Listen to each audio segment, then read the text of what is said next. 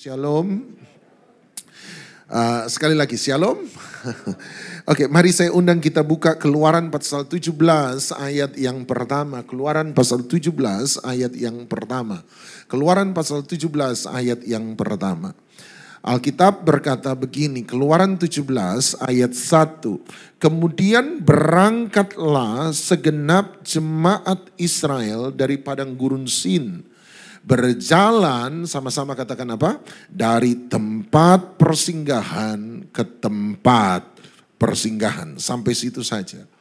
Alkitab berkata bahwa orang Israel bergerak dari satu tempat persinggahan kepada tempat persinggahan. Dari satu pos yang satu kepada pos yang lain. Hidup manusia saya percaya sama.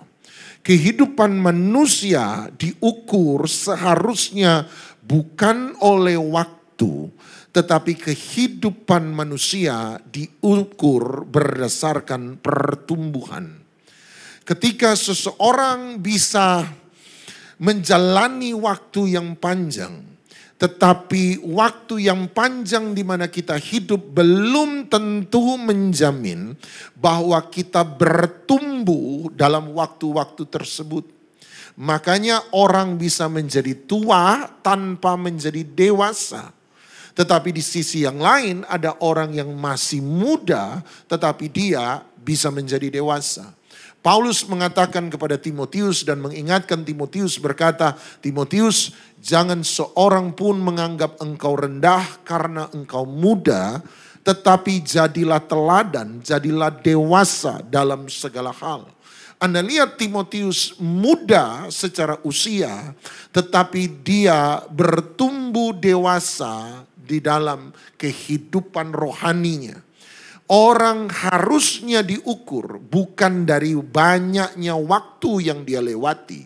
Tetapi berapa level dalam kehidupan. Berapa besar pertumbuhan rohani yang sudah dia alami. Itu sebabnya Alkitab berkata Tuhan menetapkan langkah-langkah orang. Kita berpindah dari one step to another step. Dari satu langkah kepada yang langkah yang lain. Dari satu level kepada level yang lain. Dari satu posisi kepada posisi yang lain. Anda sekali lagi, kita boleh banyak mendengar firman, tetapi belum menjamin bahwa kita bertumbuh dalam firman. Oleh sebab itu saya berdoa setiap firman yang kita dengar itu memicu dan memacu kita supaya kita mau bertumbuh. Bukan hanya menjadi pendengar, tetapi kita benar-benar menjadi pelaku. Alkitab berkata dari satu tempat persinggahan ke tempat persinggahan. Anda lompat sebentar ke 1 Samuel 12 ayat yang ke-6. 1 Samuel 12 ayat ke-6, ayat ini luar biasa. Samuel kemudian berkata kepada bangsa Israel dan Samuel berkata, Tuhanlah saksi yang mengangkat Musa dan Harun dan yang menuntun nenek moyangmu keluar dari tanah Mesir. Perhatikan baik-baik. Samuel berkata bersaksi di hadapan orang Israel dan berkata, Tuhanlah yang mengangkat dan Tuhanlah yang menuntun. Tuhanlah yang mengangkat, Tuhan yang membawa naik posisi seseorang. Dan Tuhanlah yang menuntun, Tuhanlah yang membawa orang itu bergerak maju. Berarti Tuhan mau supaya Anda dan saya naik dalam level, maju dalam tindakan dan langkah kita. Sama-sama katakan saya harus naik. Sama-sama bilang saya harus mau maju. Kita tidak akan pernah menyadari keberadaan waktu kalau tidak ada pergerakan. Kita tidak akan pernah menyadari keberadaan waktu kalau tidak ada sebuah pergerakan. Saya tanya pada Anda, satu hari sama dengan 24 jam. Dari mana orang ketemu satu hari sama dengan 24 jam? Sederhana. Ditemukan dari rotasi bumi, perputaran bumi pada porosnya. Pergerakan membuat kita mengerti waktu. 1 tahun 365 hari. Dari mana orang ketemu 1 tahun 365 hari? Jawabannya sederhana. Dari perputaran bumi pada orbitnya mengelilingi matahari. Ketika pergerakan itu ada, maka kita menjadi sadar akan waktu. Sama, dari mana orang tahu bahwa Anda ada? Bukan hanya sekedar Anda ada. Bukan hanya karena sekedar Anda hidup. Tetapi karena apa yang kita perbuat memberi dampak kepada orang lain. Ketika kita berpindah dari satu level kepada level yang lain. Ketika kita berpindah dari satu tahapan kepada tahapan yang lain. Ketika kita berpindah dari satu langkah kepada langkah yang lain. Ketika dampak yang kita hasilkan makin besar dan makin besar, maka orang mulai sadar bahwa Anda bukan hanya ada, tetapi Anda memberi arti dalam kehidupan ini. Itu sebabnya ada kekosongan besar ketika seseorang menjadi sadar bahwa apa yang dia perbuat tidak memberi dampak apa-apa. Walaupun karirnya boleh bagus, tetapi ketika dia tidak berbuat arti dalam hidup ini, dia kemudian merasa kosong. Coba tanya orang-orang kaya, tanya sama Bill Gates, kenapa dia menyumbangkan uang yang begitu besar. Tanya sama Warren Buffett, kenapa dia menyumbangkan uang yang begitu besar untuk sosial. Saya tidak bicara soal motivasi mereka masing-masing di belakang, tapi paling tidak semua orang kaya berlomba-lomba dalam kegiatan sosial. Kenapa? Sebab mereka merasa ada yang kosong. Uang tidak bisa memberi arti dalam hidup mereka. Memberi dampak pada orang lain. Memberi nilai pada hidup orang lain. Itulah yang akan memberi arti. Makanya Tuhan mengajak kita berpindah dari satu level kepada level yang lain. Dari satu langkah kepada langkah yang lain. Dari satu tempat persinggahan kepada tempat persinggahan yang lain. Seberapa besar dewasa Anda hari ini? Seberapa bermakna hidup Anda hari ini? Seberapa berarti hidup Anda bagi orang hari ini? Saya hanya bisa menjadi pengkhotbah. Itu bukan memberi arti. Sebab Anda dengar saya, habis itu Anda melupakan. Tetapi kalau saya bisa memberi nilai dalam hidup seseorang. Walaupun tidak banyak. Tetapi saya percaya saya sementara memberi arti dalam hidup orang lain. Kalau saya sementara menolong orang lain, saya mengangkat mereka dari kemiskinan, saya membantu mereka dari lubang kenistaan, saya sementara memberi arti dalam hidup orang lain, di waktu yang sama saya sementara bertumbuh dalam kehidupan saya. Saya dibawa dari posisi kepada posisi. Hari ini ada 3 posisi dalam Keluaran 17. Ada 3 posisi di mana Tuhan membawa Musa. Ada 3 posisi. Secara cepat karena waktu, saya ajak Anda melihat kembali Keluaran 17 ayat 1. Posisi pertama Musa ada dalam Keluaran 17 ayat 1. Posisi pertama. Mari kita perhatikan. Kemudian berangkatlah segenap jemaat Israel dari padang gurun Sin. Berjalan dari tempat persinggahan ke tempat persinggahan. Sesuai dengan titah Tuhan. Lalu berkemahlah mereka di Rafidim. Tetapi di sana tidak ada air untuk diminum bangsa itu. Inilah posisi pertama Musa. Dan kalau saya berkata begitu, saya berharap Anda mulai bertanya, mana nama Musa dalam ayat pertama? Ayat pertama tidak menyebut nama Musa sama sekali, betul. Tapi pertanyaan saya, apakah Musa ada di situ? Ya, kalau begitu di mana Musa? Jawabannya adalah Musa ada bersama-sama dengan orang Israel. Yang setuju katakan amin. Artinya posisi pertama Musa dia ada bersama-sama dengan orang Israel. Apa artinya bersama-sama dengan orang Israel? Artinya apa yang dialami orang Israel itu juga yang dialami Musa. Orang Israel hari itu kelaparan. Pertanyaan saya, apakah Musa juga lapar atau tidak? Ya lapar. Sebab dia ada bersama-sama dengan orang Israel. Orang Israel hari itu haus. Pertanyaan saya, apakah Musa tidak haus? Musa juga haus. Sebab dia ada bersama-sama dengan orang Israel. Hari itu orang Israel ada di padang gurun Sin, kepanasan. Apakah Musa tinggal di sebuah ruangan yang punya AC? Jawabannya tidak. Musa sementara ada di mana? Bersama-sama dengan orang Israel. Orang Israel panas, Musa juga panas. Orang Israel lelah, Musa juga lelah. Orang Israel lapar, Musa juga lapar. Orang Israel haus, Musa juga haus. Tetapi kenapa kemudian Musa menjadi berbeda dari orang Israel? Jawaban saya adalah sebab respon Musa berbeda dengan orang Israel. Sama-sama bilang respon. Orang Israel lapar, Musa juga lapar. Tapi kenapa mereka berbeda? Jawaban sederhana adalah ketika orang Israel lapar, mereka bersungut-sungut. Musa ketika dia lapar, dia berseru-seru. Apa yang membuat seseorang berbeda di mata Tuhan? Sama-sama bilang respon.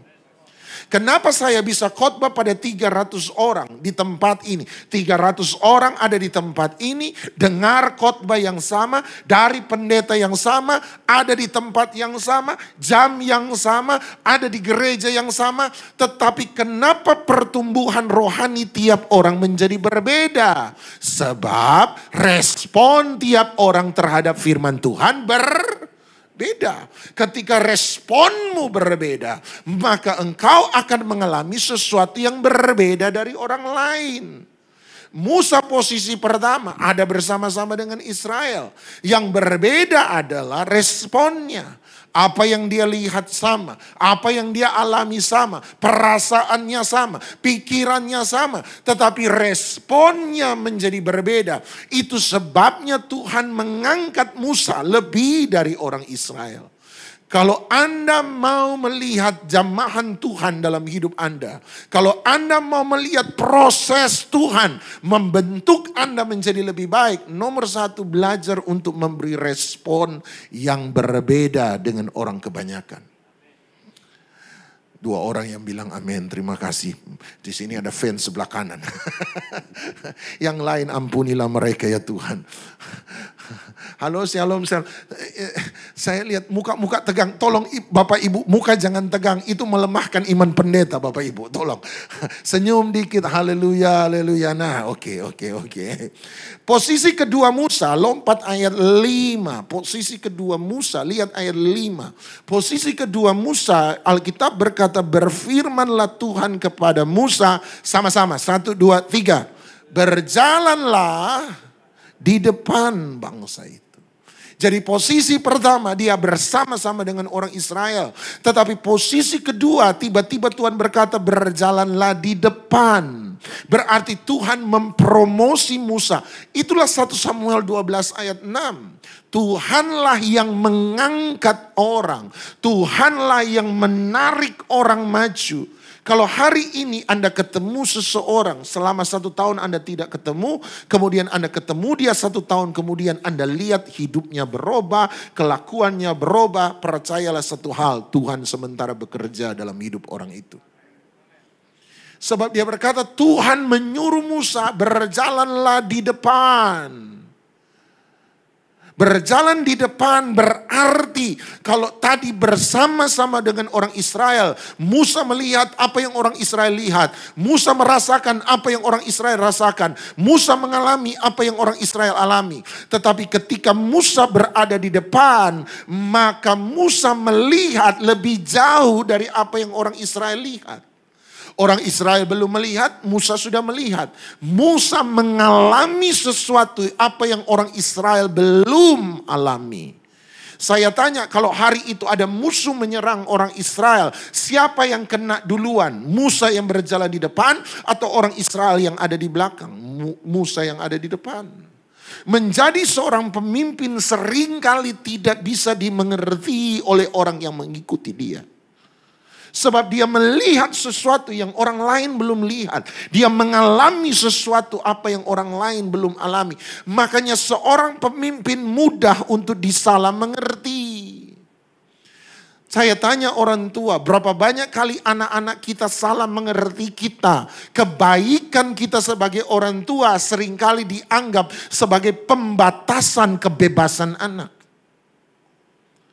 Tapi kalau Anda tanya kenapa tidak kasih anak minum es tiap hari. Sederhana, sebab kita orang tua tahu apa yang anak tidak tahu. Setuju Bapak Ibu?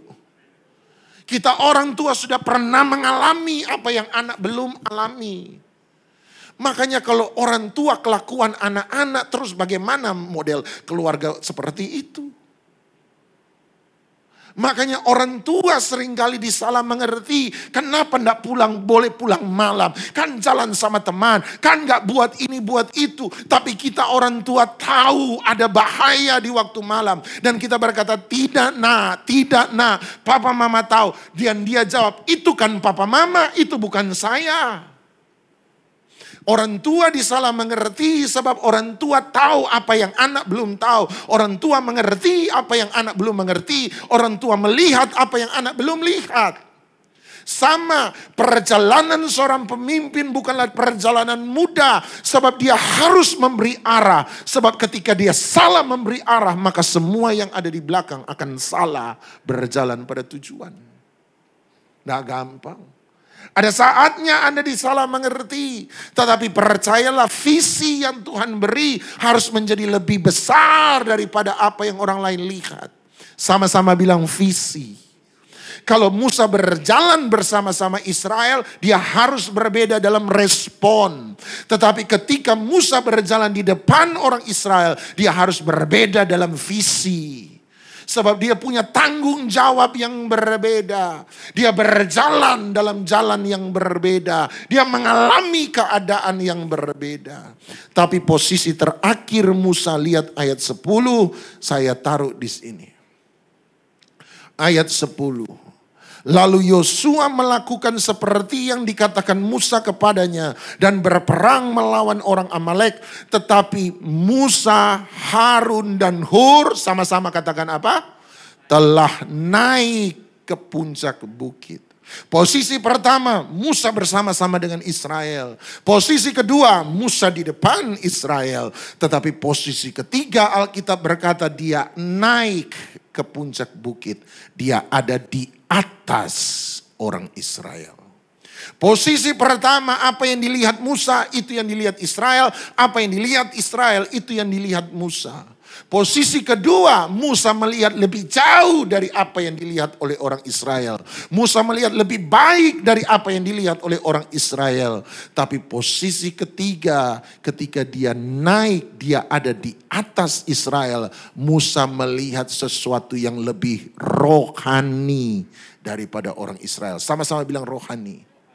Waktu saya masih remaja, usia belasan tahun, saya suka kumpul dengan pendeta-pendeta tua.